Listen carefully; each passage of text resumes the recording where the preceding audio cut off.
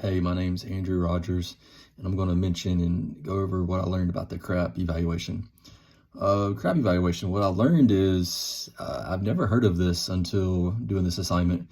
Um, Normally what I would do is I would go to the website, wouldn't even look at the author, wouldn't even look at if the information was relevant, wouldn't even look for credible sources. So what I learned is that when I go to a website, there's 16 questions that you can kind of gauge the score on, and the scores range from 0 all the way to 15.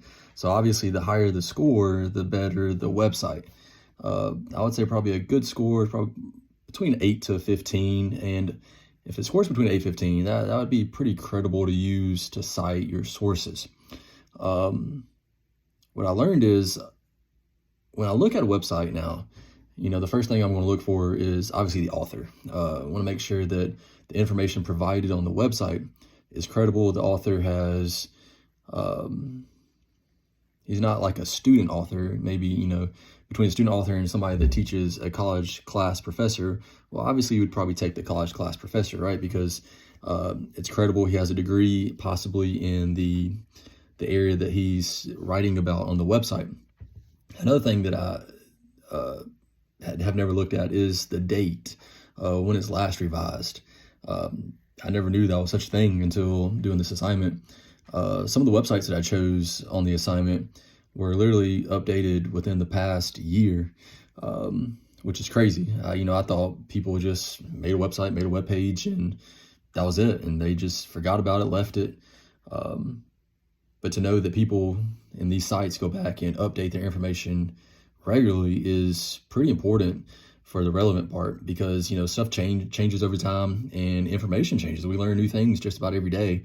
So if something changes, to keep the website relevant, well, you want to go back and make sure that you update that information. How I apply what I learned with me teaching math and science in the last couple years. I'm going to take this. I'm going to definitely share this in my ELA class. Teachers that I teach with, because they do a lot of citations. They work with these students going over citations. The kids that I teach, they go to Google, they type in a website, they click the first website they get, and then they don't even look at none of this. We could probably shorten it down for them a little bit, but they click the first thing they see, they copy and paste, not even looking at the source, not even seeing if it's got a good, if the author's credible. They just take the first thing they see, they copy paste, and then they just move about their day. But now, when I'm looking for stuff in class, if I want to use a website that the kids would actually go to and use, I'm gonna make sure that it's credible. I want to make sure that it's going to score between an 8 to a 15. What surprised me? Well, there's a lot of good websites out there. The couple of them that I used for the National Geographic, those are super credible. It had a credits button that you could click. It showed the last updated. It had all the authors. It gave credits for all the pictures on there. And then there were some pretty bad ones that I couldn't find the author. There was no date of when it was made, last updated. And it wasn't as nice as some of those higher end websites. For those, those lower ones, I had to dig a few pages to find a pretty bad website.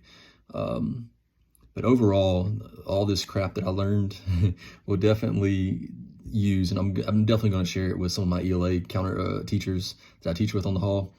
And when we go over stuff with the kids now, I'm gonna show them, like, this is a credible website. This is credible, and I'm going to go over a few key details that makes it credible with them.